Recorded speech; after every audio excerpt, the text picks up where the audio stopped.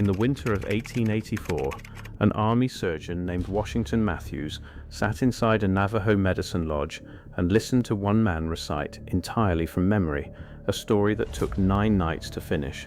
No book, no written text anywhere in the Navajo world. Only a voice, the firelight, and 9 nights of winter. And what he wrote down was not a folk tale, it was an epic. How does a poem that long survive without a single written word? How is it carried perfectly across generations of nothing but human memory? Who is allowed to change it and who is not? And why did its shape feel so strangely familiar to a man raised on the classics of Europe? This was not a superstition an officer had stumbled onto. It was a literature, vast, formal and old, held alive entirely inside the minds of the people who spoke it. And no one has ever fully explained how the human mind could carry something so large without ever dropping a word. To understand what Matthews had walked into, we have to weigh 3 things against one another: the man who recorded it, the ceremony he heard, and a question about memory that scholars of ancient Greece had been arguing over for 100 years. Washington Matthews was not a folklorist by training. He was born near Dublin, in Ireland, in 1843, carried to the United States as a boy after his mother died, and raised in Wisconsin and Iowa by a father who taught him medicine. He became a surgeon in the United States Army. He served first in the Dakota Territory, where he began, on his own, to study the languages and traditions of the native nations living around his posts. He taught himself the beginnings of a discipline that barely existed yet, and much of that earliest work was lost. A fire destroyed a large part of the material he had gathered in those years, a reminder of how thin the thread always was between a record kept and a record gone. In 1880, on the recommendation of John Wesley Powell of the Smithsonian's Bureau of American Ethnology, Matthews was assigned to Fort Wingate in what is now New Mexico. That posting placed him at the edge of the Navajo homeland, the high country of canyons and mesas that the Diné call their own, spread across the corners of present-day Arizona and New Mexico.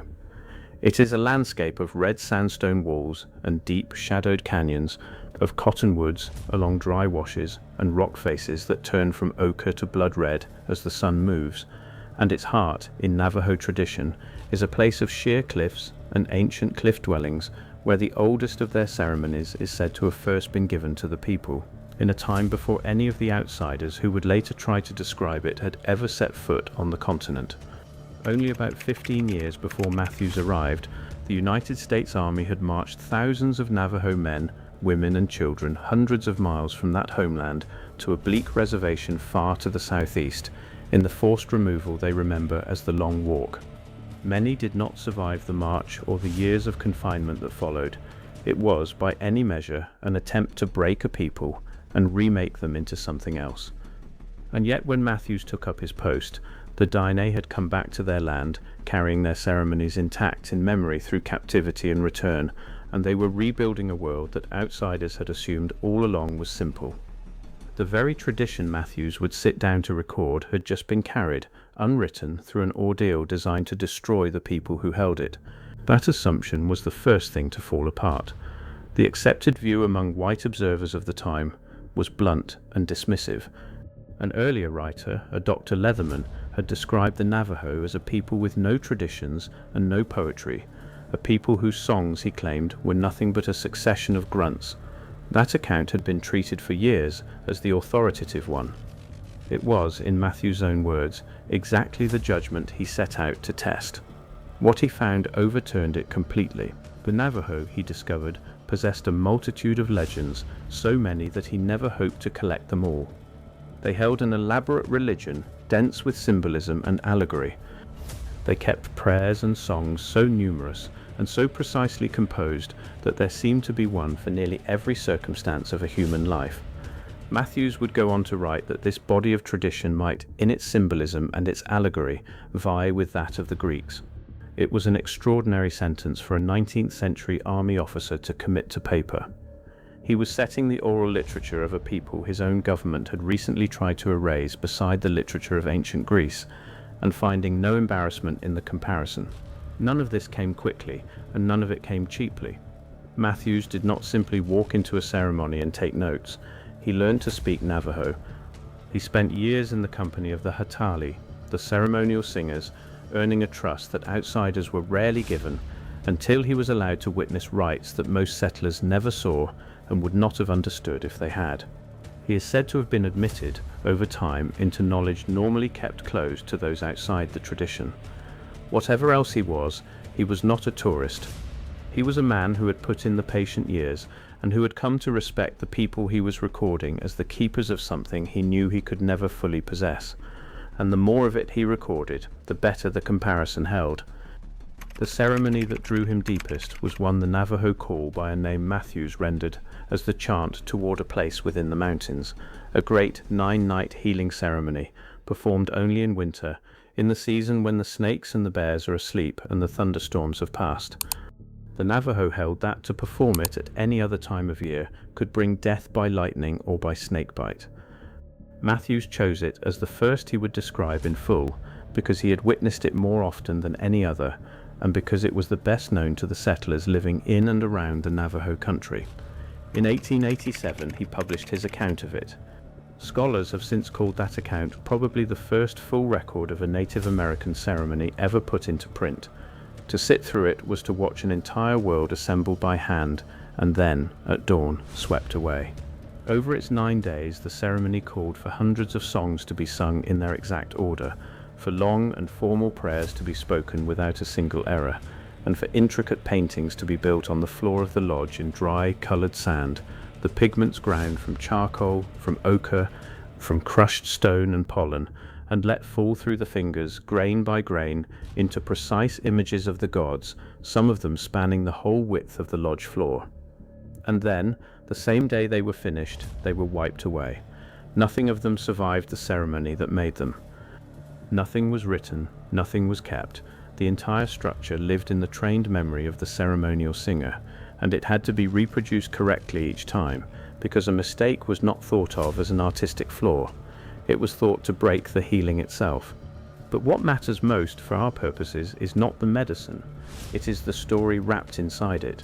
Because at the center of this 9-night ceremony sits a narrative, and that narrative is a hero's journey in the oldest sense of the phrase. It begins with a family wandering the wooded mountains of what is now northeastern Arizona. A father teaches his 2 sons a sacred way of hunting and lays down a single rule. They may hunt in any direction but one. They must never go south. The elder son, who has not yet earned the name he will carry for the rest of the tale, decides, as heroes in nearly every tradition seem compelled to decide, to look in the forbidden direction. He is captured. Enemies seize him and threaten his life. And from that moment the story becomes a long and harrowing passage home. He escapes with supernatural help, a mysterious old woman, a figure in the mask of an owl, and at last one of the gods himself. He crosses a country that keeps trying to destroy him. At one point a tornado bears down on him, the air full of logs and uprooted trees, and in his terror he cries his own name into the storm, and the storm, recognizing him, subsides. Along the way the gods teach him the rites, the songs, and the sand paintings that the ceremony itself will one day reproduce. He is not only surviving the journey, he is bringing the ceremony home inside him. And when he finally reaches his family, he finds that so much time has passed that they have grown into an entire people. He returns almost a stranger to his own kin. It takes him 4 days and 4 nights to tell them everything he has seen. Listen to the shape of that, a forbidden choice. A hero carried far from home, a perilous journey back, both guided and obstructed by the divine, and a homecoming in which the traveller returns so changed, after so long, that he is very nearly unrecognized in his own household. Anyone raised on the literature of the ancient Mediterranean has met this shape before. It is the shape of the Odyssey, the wanderer kept from home by the anger of a god, surviving monsters and temptations across long years, arriving at last so altered that even his own house does not know him. When the University of Utah Press published a modern edition of Matthews's work, it described each Navajo ceremony as resting on a story that joins a network of narratives as poetically rich as the Homeric epics or the Arthurian cycle. That is not a 19th century officer straining for effect. That is the considered language of modern scholarship, reaching for Homer to describe what the Navajo had kept. But here we have to be careful, because this is exactly the point where a story like this one can go badly wrong.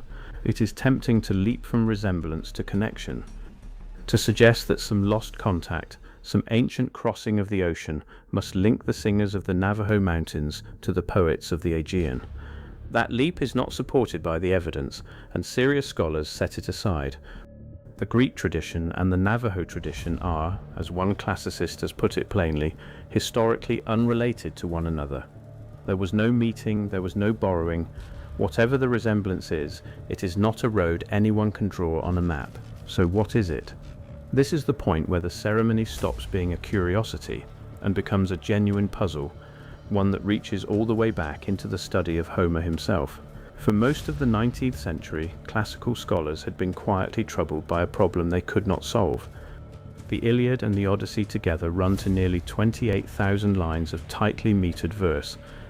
Ancient tradition held that they came out of a world with little or no writing, that they were first composed and performed aloud by singers and carried across generations before anyone set them down. And that raised an almost unbearable question. How could poems that enormous survive by memory alone? How could a singer hold tens of thousands of metered lines in his mind and hand them to the next singer and the next, without the whole vast structure crumbling slowly into error? Some scholars found the idea simply impossible. Surely, they argued, writing must have been involved from the beginning. Surely no human memory could carry that much and keep it whole.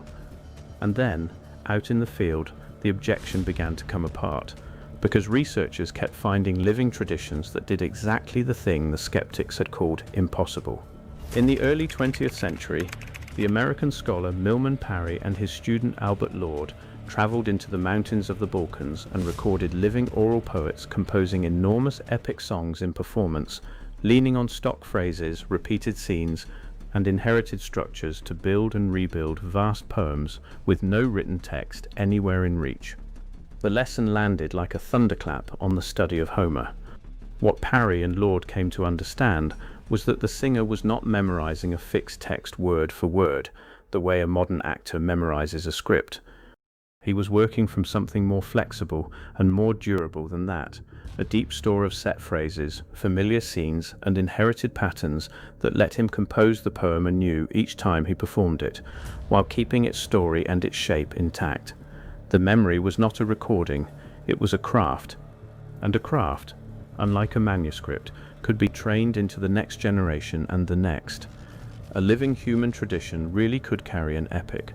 The thing declared impossible was being done by ordinary people, in real time, in front of a recording machine.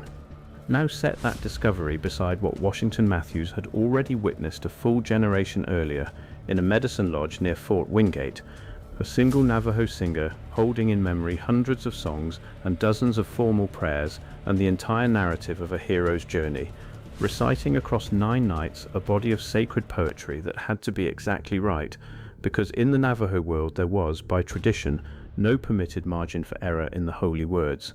The chant had to be correct, or it would not heal.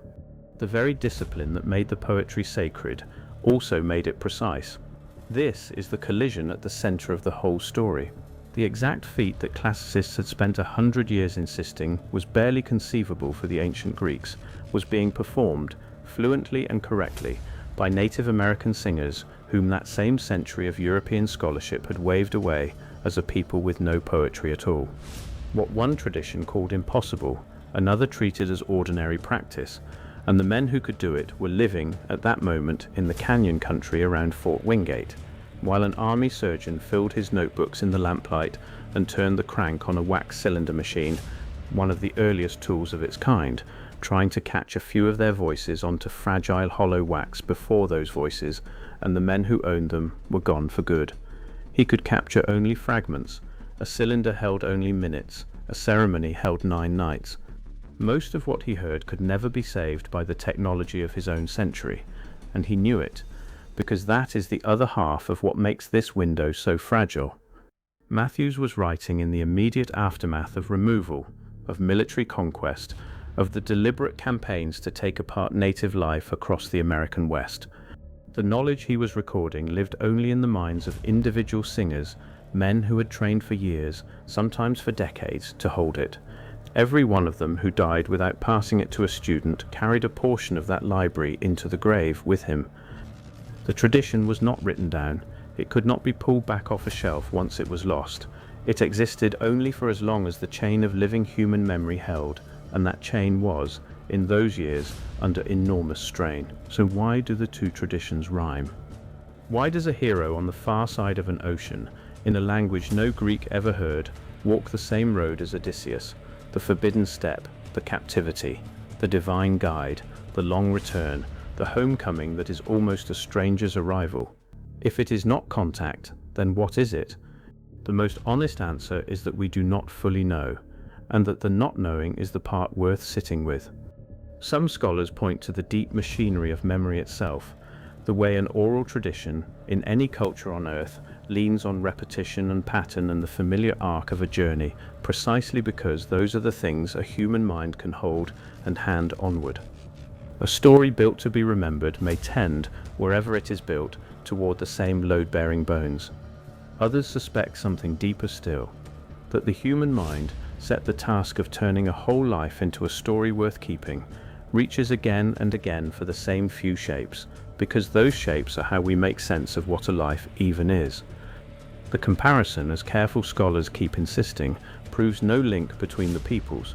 What it offers instead is suppler, the chance that two unrelated traditions laid side by side might each throw light on the other. What we can say with certainty is smaller and stranger. In the winters of the 1880s, in a lodge in the high country of the Southwest, a man carried an epic across 9 nights without a single written word, and an Irish-born army surgeon, sitting in the firelight, heard in it the echo of Homer. He did not invent the resemblance. He only wrote down what was in front of him, and what he heard remains, more than a century later, a question no one has closed: how the human mind holds so much, and why, across every distance we are able to measure, it keeps building the very same road home. History is not a finished book. It is a room full of half-heard voices, some of them caught on record just before the door swung shut, most of them never caught at all. The tradition Matthews described was already ancient when he found it, older than any written record anyone could set beside it, older than the nations that had sent their armies against the people who kept it. It did not belong to him, and he was honest enough and humble enough to say so plainly. He was a visitor standing at the edge of something vast and very old, writing as fast as his hand could move across the page, aware that he was catching only a fragment of the whole. And that fragment still has the power to unsettle one of our most comfortable assumptions, that the great epics of memory belong to a single ancient world, and to that world alone. Thank you for spending this time in the firelight with a story that refuses to close. If these accounts of the things people carried in memory, and the things we very nearly lost, are the kind of history you want to keep sitting with, consider subscribing and staying a while. And let me leave you with the question that sat with Washington Matthews in that lodge, and sits with us still. If two peoples who never met, and never could have met, can build the same journey home out of nothing but memory and breath, what does that tell us about the story living quietly inside all of us? I'll see you in the next documentary.